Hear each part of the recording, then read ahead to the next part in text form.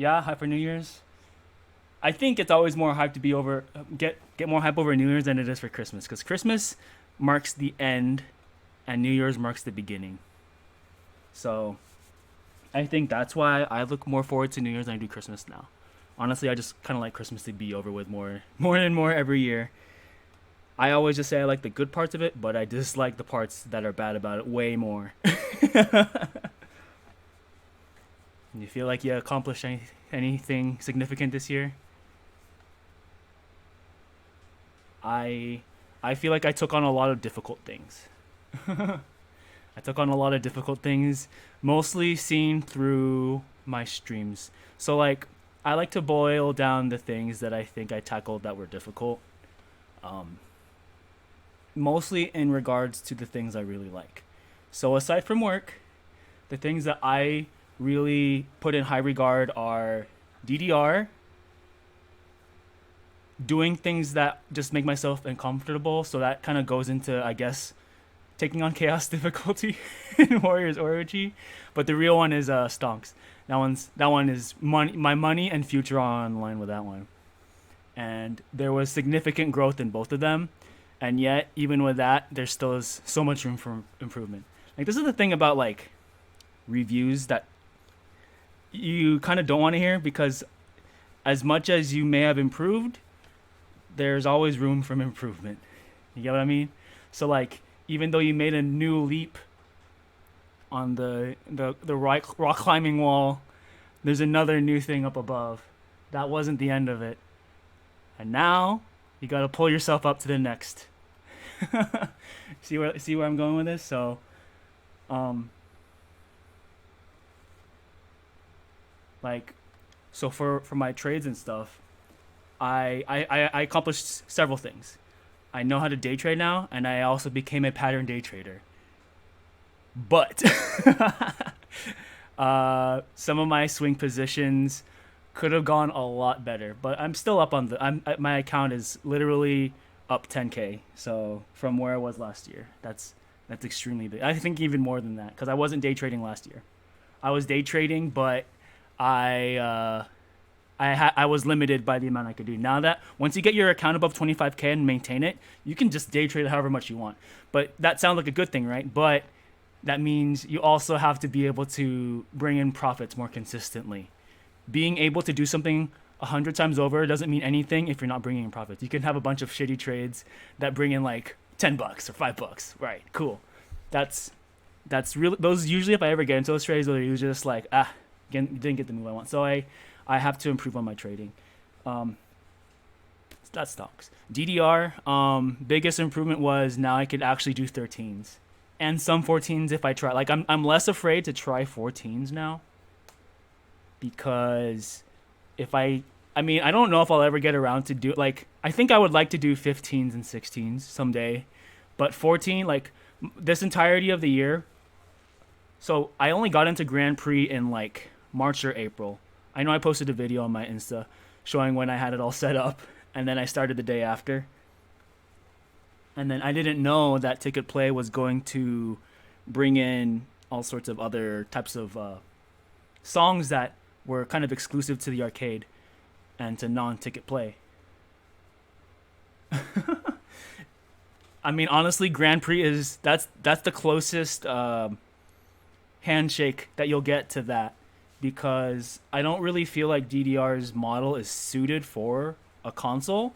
So since PCs are more, they're less, since they're able to do stuff on their network and not attach it to a console. Because I mean, I'm not sure if you see, but Konami doesn't really have many IPs that are console exclusive anymore. Like Metal Gear is probably the only one I actually think of that comes to mind. But honestly, everything else is based around their central network. Um, I don't think that's the case. I don't think there would be such a resurgence in DDR if it weren't for how it's actually doing now. It's actually, I think it's been renewed instead of if you want to go that route with it. I think it would. That's really more the case of when it was. I kept on hearing how by the time they reached X, it was really. I think they weren't really diversifying the types of music they were putting into the games, And they also, I mean, honestly, because their formula wasn't doesn't really need to change. All that needs to change is their ability to make good charts around the music that is popular today. And so, like, I actually visit Reddit somewhat often for DDR. And someone was like, "Where's all the rap music at?" And I was like, "Did you not see Sean Paul, or what's his name? Sean Paul, right? That one song, um, in what is it? It's actually in Extreme 2, I believe. He's in there. They, I think it's kind of it's wrong to say that DDR doesn't care about their base because they had a lot of pop music in the 2000s. But then again, that was 20 years ago, 16 years ago. Okay, so you're not gonna see Kelly Clarkson or Gwen Stefani in here anymore. But you got LMFAO and David Guetta. Even had Ariana Grande. But as far as the newest ones go, yeah, don't hold your breath. If anything, the closest thing you'll get to a licensed song is something you'll find in an anime. So, we got that. I'll take anime songs over rap any day. But you know, I'm not. I think, I don't think DDR is dying out. I think it's actually perfectly fine the way it is. I think if it were to be on console, that'd be a hard sell, only because I don't think there's really a proper console for it. And if you liked DDR, that means you were probably born in the 90s, or at least lived in the 2000s.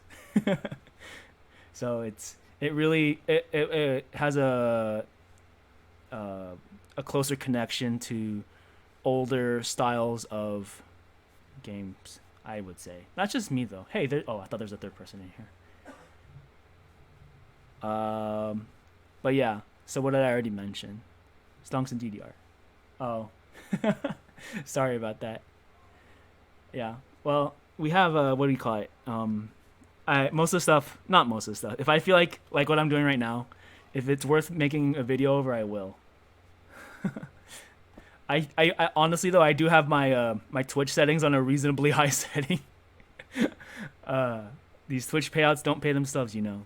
So that's just how it goes. Like when they gave users the option to increase the amount of ads that play, that's just how it goes. There are actually some streamers who have it on completely zero because they probably have so many subscribers or viewership that doesn't really like unless you just start their usually the only time that an ad will play is when you start up their stream. But for I'm still a small streamer. I'm barely at 240 followers, so that's still good. And it's one thing I like to do though is compare my follower count to all the other Royal Flushes on Twitch. So there's literally other Royal Flushes. There's like a Royal Flush 1990, a Royal Flush. There's other Royal Flushes. Let's just say that. And I like to just at least be ahead of some of them. I think I'm in second place on the follower count. You can go ahead and look it up. But I like my Twitch banner is probably better than all of theirs. I actually put in some freaking effort. Yeah, I mean I wasn't asking around for it. I did really push myself to Twitch stream a lot. Because if it comes down to it, I really don't stream too often. Okay, here's the thing. I think I will stream several times a week. DDR is a big proponent of that. So DDR keeps my stuff alive. It's Warriors Orochi 3 and Dance Dance Revolution are my top two most streamed games. But the ones that get most views is actually BB Tag. And I only stream that once a month. And on top of that, I don't know if they're doing ESLs on it starting in 2024 anymore, unless I totally missed it. So, yeah. But really, what was I trying to get at besides all this ramble? Goals accomplished, and now to set out for 2024. You always have to keep something ahead of yourself. Keep it ahead, but reachable. You don't want to have a task that you can't handle without there being struggle or something difficult. Like, honestly... Can't make money by going home. Cocaine. Exactly. Yeah. This guy's all right. You have to work at it, So if you don't work at, your goals, then there really was no change. I think that's important. Because I think sometimes people run into a wall where they just stop growing. Or some things just stop, like it becomes a cycle, you know. So there's some things I think are okay to keep within that cycle, like say work for example. It's uh I've been doing it for 12 years. I'm be going on 13. But without work, I can't live the lifestyle I like. So that's why even though it might not seem like there's much changing, at least I put in the time and effort. So that doesn't need to change as long as my work ethic is consistently improving, and that's why they rely on me, and that's why I feel like I'm needed, and that's why I stay.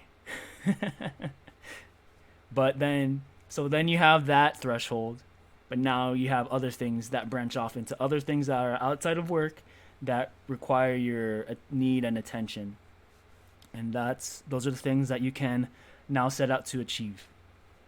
So let me tell you, dating life hasn't really been fun.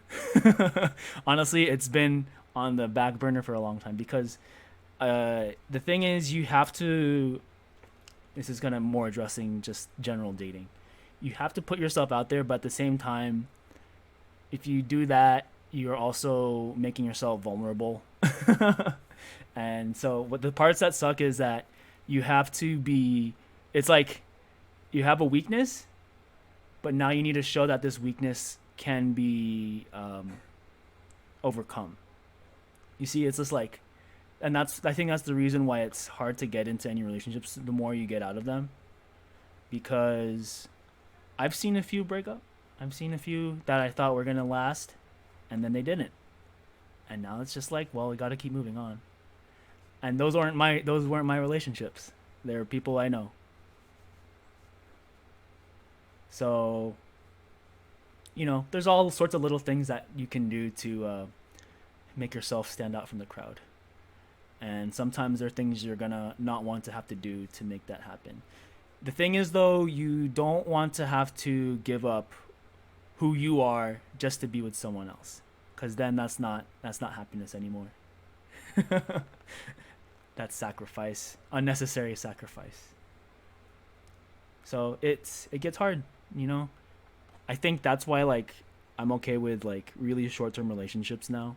So unless I'm okay with knowing that this is as far as it can go and this is how far I wanted to take it anyways, then I'll be okay with things kind of falling apart. It's easier to break off that way. But I think that's just me protecting myself from not getting hurt. So, this whole streaming thing really does help me out for being able to talk. Because right now, I could just look like I'm talking to nobody right now. But I'm talking to you right now, Star-Lord. So,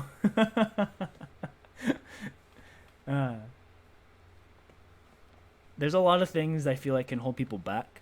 So, if you feel like it's going to hold you back, you have to do something to fix it. You don't want your own problems to branch out into theirs. They'll bleed into theirs. And then now, instead of moving forward, you're trying to patch things up on this ship. You got this big ass hole in the ship. And you're trying to fix it, but it just keeps on making you guys sink. So you see, it's kind of like if you're not in a position to fully accept yourself and your situation, then what makes you think you're going to add another person or persons to that? I'm not saying there's got to be more than one person. I'm saying if you become close to someone and it becomes more than that, So you have to constantly try to become a person that you would want to be with. So that's where it all starts. Now that's also the open-ended part. Get your clothes, yeah, go for it. Go for it while I decide what I want to do.